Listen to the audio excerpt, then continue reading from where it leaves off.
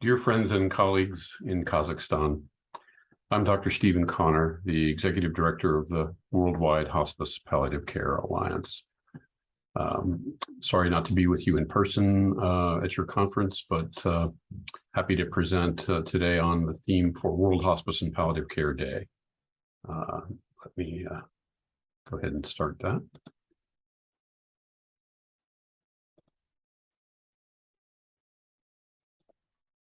Okay, so this year's theme is Healing Hearts and Communities in the Aftermath of the COVID-19 pandemic.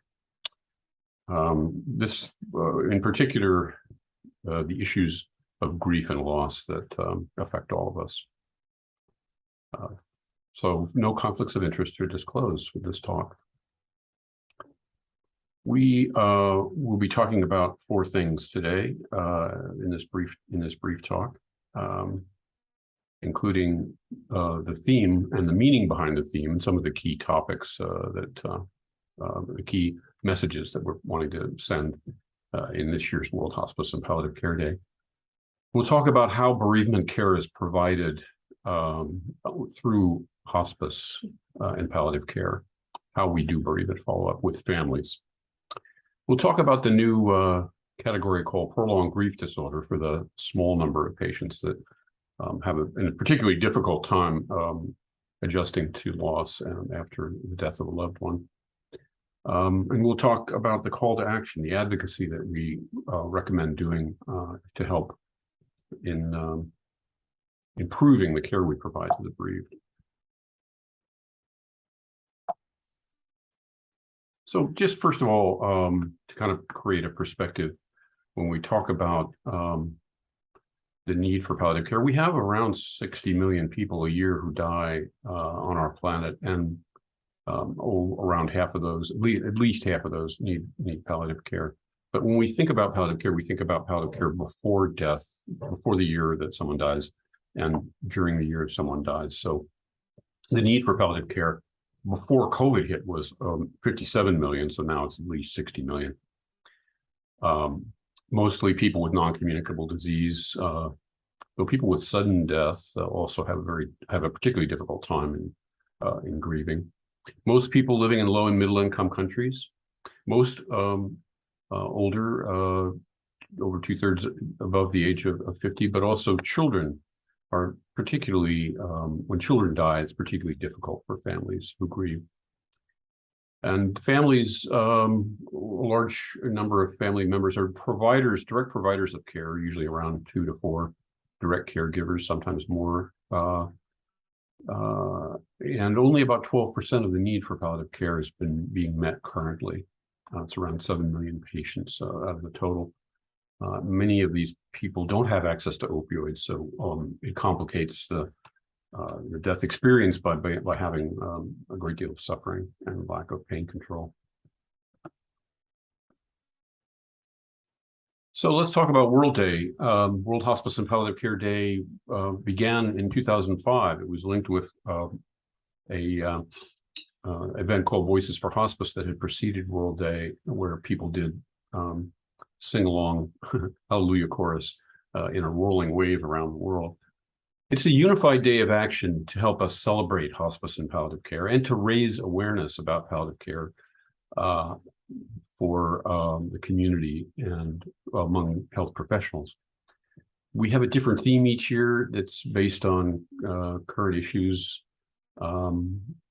We do this for the worldwide, the international palliative care community and the international organizations, including the International Children's Palliative Care Network and the International Association for Hospice and Palliative Care, and also a group that's working on humanitarian emergencies and the need for palliative care in humanitarian emergencies. We typically have events in up to 70 countries, but World Day is always celebrated on the second Saturday in October. So looking forward to future years, plan ahead and plan to do an event each year on the second Saturday in October. Our first theme for World Day this year was that we're all united. We're not alone. We're united in grief and humanity. Everyone experiences grief. at some point in their life, if they live long enough, if they can love, they can grieve. These topics, death, dying, and grieving, are often uncomfortable topics for the people to talk about. People avoid any mention of death, dying, or grieving, and that is made actually the response to death and the recovery from grief more difficult. Community support is really necessary, and we need that sort of extra layer of support around people. We need to create compassionate communities that respond and that pay attention to those in society who are grieving, and not hide or ignore or bury the idea about grieving.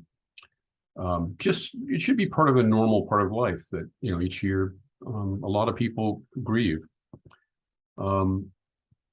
We can see that when people don't get support or don't feel they're getting any help from the community around them, that there's more risk for poor outcomes and mental health outcomes, and also sometimes physical health deteriorates. We know that sometimes spouses have what's called a broken heart syndrome, where they retreat from society and go downhill, and sometimes die sooner than they would otherwise.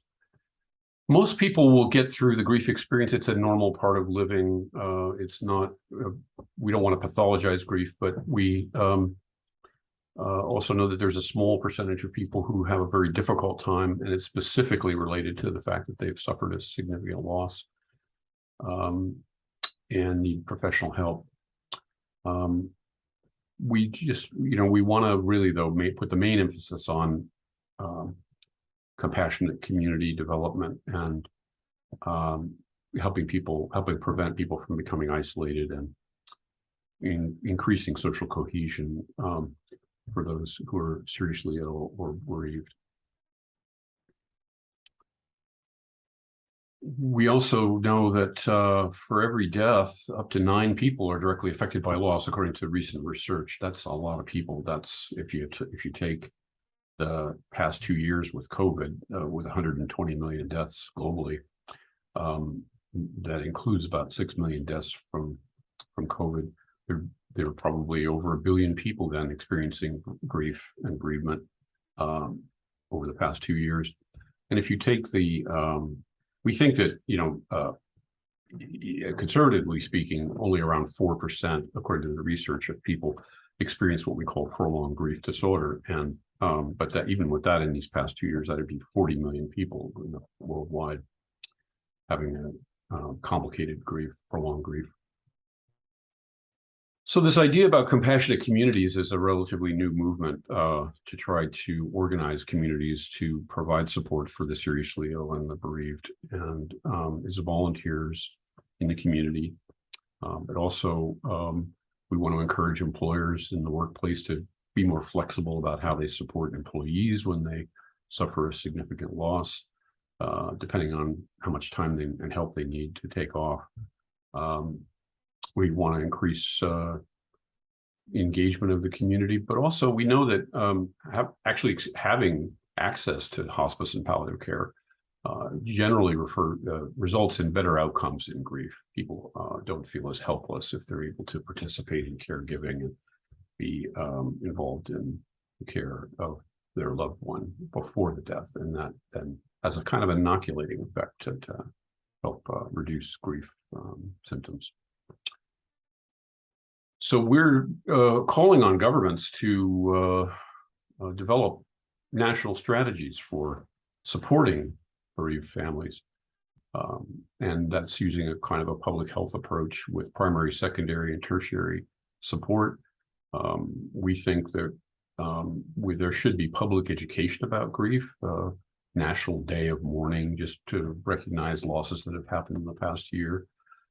Having more media awareness, and then making sure people know there are resources in the community they can use to help with grief recovery.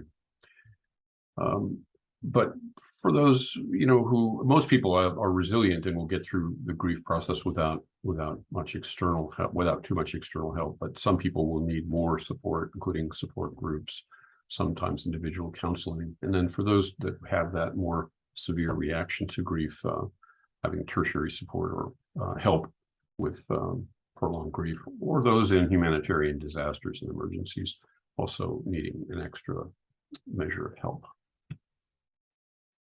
So we think about public health, we think, looking at this in the sort of the triangle of most people, given basic knowledge about grief and some skills and self-care and compassionate support will do fine. Some of those that have more or suffering more and feeling more pain around grief can get help from counseling and support groups. And then actually the small percentage, probably less than 5%, would need more specialized support from those well-trained mental health professionals who can help care for someone whose grief is unremitting. We'll talk about that in a minute. These are the symptoms. This is actually the DSM. The DSM is the psychiatric nomenclature for determining whether someone's experiencing a disorder, a mental health disorder. And prolonged grief disorder was just recently added to the Diagnostic and Statistical Manual for Mental Health. First of all, it has to be more than 12 months that the person has experienced intense grief. If it's less than that, then the person doesn't actually qualify to meet these criteria. And it needs to be a persistent and pervasive grief response. Persistent longing or yearning, preoccupation with the person who's died, and pretty much most every day. In addition to that, at least 3 of the following 8 symptoms, which are listed here: disbelief that that person can't accept that the person's actually died, really intense emotional pain, feelings of loss of identity because of the loss of the relationship, avoidance of any reminders of the loss, feeling of numbness or intense loneliness, a sense of meaningless or difficulty engaging in ongoing life. So impairment in occupational, social, educational activities. We think that for these people with really difficult prolonged grief, that it's something different than depression. It's not the same as depression. And a simple way of sort of differentiating is that depression is more just pervasive sadness, not specifically related to the person who was lost. Persistent, free-floating sadness, and a lack of loss of pleasure, what we call in mental health anhedonia, which means that a person can't experience pleasure, just is no longer able to smile or really feel pleasure. That's depression. For prolonged grief, it's really it's just complete preoccupation with the person who's died, and this persistent sense of yearning that they want the person back, they don't want the person to be gone. And those are just the major differences. So how do we do bereavement follow-up in our international standards for following families in palliative care and hospice care is that we stay in touch with the family for a full year after the person's death. Prior to the death of the person, we should be doing some essential risk assessment. There is a scale called the Prolonged Grief Disorder 13. It's a 13-question scale that can help essentially determine if this person's at high risk, medium risk, or low risk for complicated grief. We also know that people start grieving before the death, the patients and family as well. And so we need to provide some support while the patient's still alive to help people talk about their feelings of loss, what their losses are, and those occur throughout the death and dying process. And it should be based on identified needs. So these, high, medium, low risk scores, if you will. We don't want to provide counseling to people who aren't at high risk because we don't want to short circuit their access to their own support systems within their community and in their family. Typical bereavement follow-up includes that we are there when the patient's dying, if the family wishes us to be there, and the death when the death occurs. And I think whenever possible, it's best if someone from the team that cared for the person can attend their funeral or memorial service. This is hugely valued by families after the death of the patient. We typically try to make contact for the people at low or medium or even risk at minimum of one every 1 month, 3 months, 6 months, 9 months, and 12 months after the death, making phone calls, coming by if that is preferred by the family. We send educational mailings throughout the bereaved period that year on things like journaling, self-care, just what's normal, and what are things, red flags to be concerned about in terms of grief, just so people know that what they're experiencing is, for the vast majority of people, a normal experience. We then also make sure, if we have support groups, and it's common for palliative care programs to run bereavement support groups, that people get invitations to those. And then if needed, a referral, if the person's having much more difficulty, making sure we have mental health professionals who are trained in grief and loss therapy to refer to. Also, we try to build community support for people. And many times, we've found that people who attend support groups will sometimes form social groups, and we'll have outings together with each other just to do fun things together, and increase that sense of social support. Many hospices and palliative care programs sometimes will also have a camp for the kids to come and get away from the parents, or sometimes with the parents, to particularly the kids, the siblings that are also at considerable risk with grief when one of their siblings dies.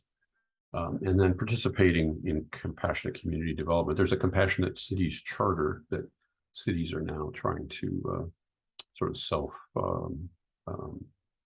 regulate themselves. Some of the issues of concern around grief and loss, we don't want to pathologize grief. It's a normal human experience. It's not like a wound that heals. It's not the medical model. It's just basically part of being human, is to experience loss and grief.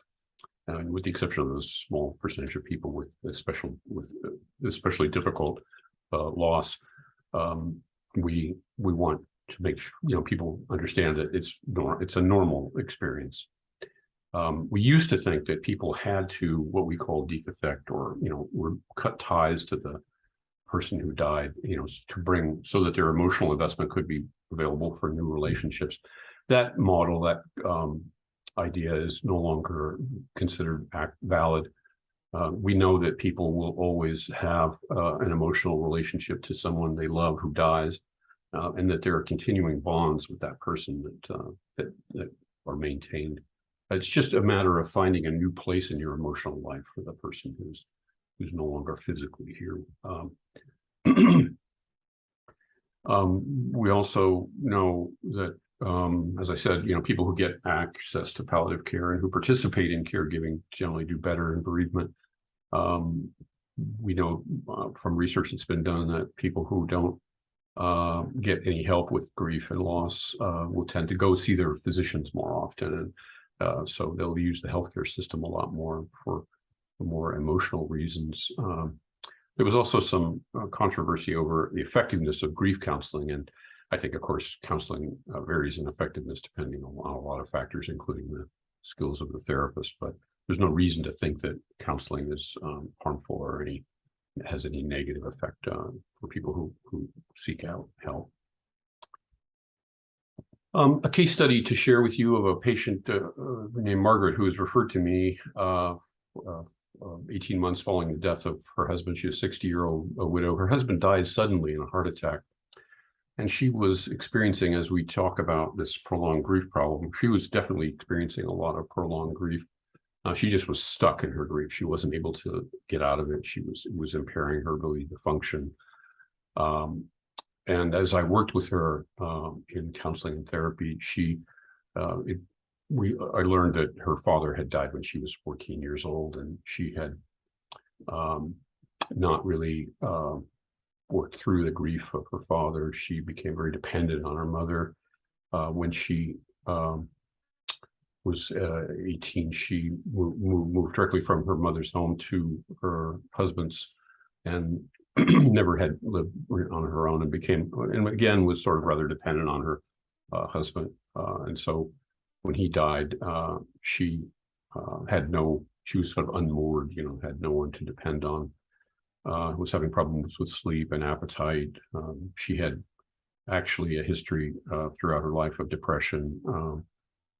She had been started on antidepressants, but they were ineffective. She was just despondent, pessimistic, didn't think there was any hope for her, and she kind of was acting out almost like a 14-year-old might for a 60-year-old woman. So we spent a lot of time on building trust and, getting her to, look at her dependency needs and really worked on, the unresolved grief that she had for her father, her anger at her father for abandoning her. And so, some of this was a reactivation of that period of grief after his loss. That once we could get a chance to for her to understand what was going on in her emotional life, we could then start to build and help her kind of build a sense of personhood. First getting a sense of a feeling of safety, because when someone dies, you suddenly like that you feel the world isn't safe. Some self-control, the ability to connect to others, and then to essentially establish more of her own identity, which she had lacked in going through that experience. Anyway, just to give you a kind of an idea about how people can experience how and why people sometimes experience prolonged grief. Turning their attention to advocacy, World Day is an opportunity to do a campaign, if you will, and to try to demand or draw attention to unmet needs, in this case for those who are grieving. It's always good to use stories to explain why this need is so important, and to find people who are spokespersons, people, influencers in social media, or sports figures, or famous people, actors and such, to speak for the importance of palliative care and the importance of grief support. Working on, in your own setting, if you can, you can Google compassionate communities or compassionate city charter, just to see what the criteria are to become a compassionate city. Work to increase access to palliative care. We know it helps people with grief and loss. And in building palliative care, we're now using a new public health model for palliative care development. It used to be just a triangle with policy, education, and medicine access, but we now look at the importance of community development, empowering communities to support those who are seriously ill and grieving in our communities, and of course having governments promote palliative care through the development of inclusion of palliative care in major health policies based on evidence, on research, and then of course making sure people have access to palliative care integrated services by educating health professionals and ensuring that we have access to all the essential palliative medicines. All right, just to sort of recap then, some of the key messages here are that the experience of grief and the need to heal unites all of us worldwide, especially after the pandemic. It's been a time when we've really needed to heal as communities.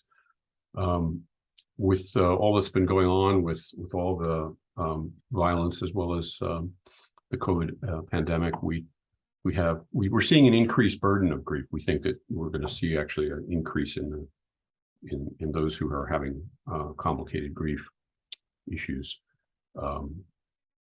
We need to work on seeing grief as a normal part of experience, building resiliency. Resiliency is the quality that people who grieve effectively seem to have.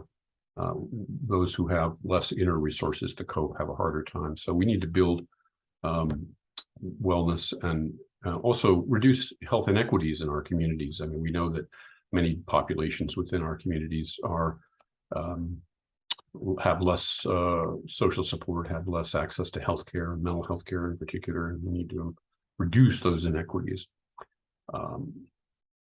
Community-based bereavement is really is part of what makes a community compassionate. We need to invest more in professional and community services for grief and bereavement. We did look around to see which countries had national strategies to support the bereaved, and the only country actually we found was Wales, which is part of the United Kingdom. They have a very effective national framework for the delivery of bereavement care. Also within Canada, there is a Canadian Grief Alliance that has an effective policy, but it's not government run necessarily.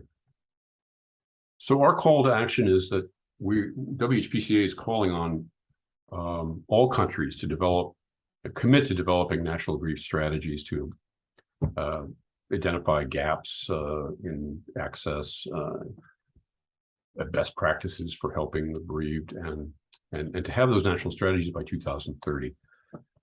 The national grief strategy should use a public health approach. Palliative care is an important part of public health, though it's not recognized often as such.